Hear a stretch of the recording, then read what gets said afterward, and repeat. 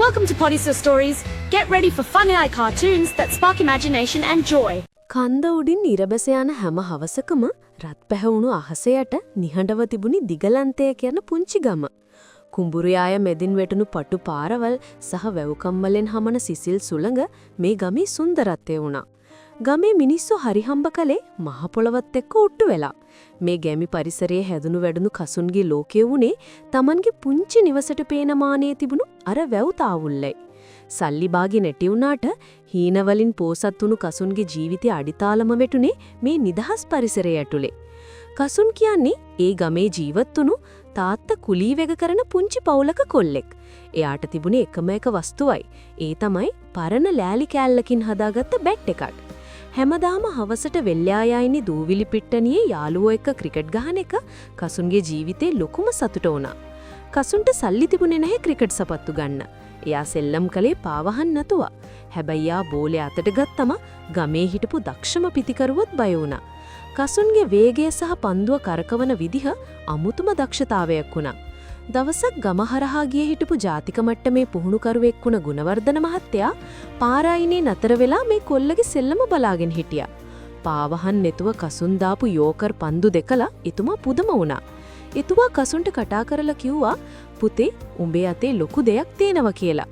ගුණවර්ධන මහත්තයාගේ උදව්වෙන් කසුන්ට කොළඹ ලොකු ක්‍රීඩා සමාජයකට පුහුණු වීම වලට එන්න අවස්ථාව ලැබුණා. අම්මයි තාත්තයි හරිම අමාරුවෙන් සල්ලි ටිකක් හොයලා දීලා කසුන්ව කොළඹ යවුවේ ලොකු බලාපොරොත්තුවකින්. හැබැයි නගරේ සල්ලිකාර කොල්ල මැද කසුන් හරිම තනි වුණු කෙනෙක් වුණා. පළමු දවස් කිහිපයේදී කසුන්ට ගොඩක් අය hina වුණා. එයාගේ පරණ ඇඳුම්, එයාගේ ගැමි කතාව ඒ අයට විහිළුවක් වුණා. එක තරඟයකදී කසුන්ට එක දිගට 4 පහරවල් වැදුනා. එදා රෑ කසුන් ඇඬුවා. ආපහු ගමට යන්නත් හිතුවා. උඹ ආවේ පෙරදිලා යන්න නෙවෙයි දිනන්න කියලා ගුණවර්ධන මහත්තයා කසුන්ව දිරිමත් කළා. කසුන් එදා ඉඳන් තනියම පුහුණු වුණා. එයාගේ ඉලක්කය වුණේ පන්දුවේ වේගය නෙවෙයි නිර්වද්‍යතාවය. අන්තර්ක්‍රීඩා සමාජ තරඟාවලියේදී කසුන් කඩුළු 6ක් දවාගෙන වාර්තාවක් තිබ්බා. ඒ දක්ෂතාවය නිසාම ශ්‍රී ලංකා 19න් 15 කණ්ඩායමට එයා තේරුණා. මුළු ගමම එදා රතින් යාපත්තු කරලා සතුටු වුණා. කාලය ගෙවිලා ගියා. කසුන් දැන් ජාතික කණ්ඩායමේ ප්‍රධාන වේග පන්දු යවන්නා. ලෝක කුසලානේ අවසන් මහා තරඟයේ ඕස්ට්‍රේලියාවත් එක්ක. අවසන් ඕවරයට ලකුණු 12ක් ඕනේ. පන්දුව තිබුණේ කසුන්ගේ අතේ. මුළු ලෝකයක්ම බලාගෙන ඉන්නවා. පළමු පන්දු 5ට ලකුණු 10ක් ගැහුවා. අවසන් පන්දුවට ලකුණු 2ක් ඕනේ.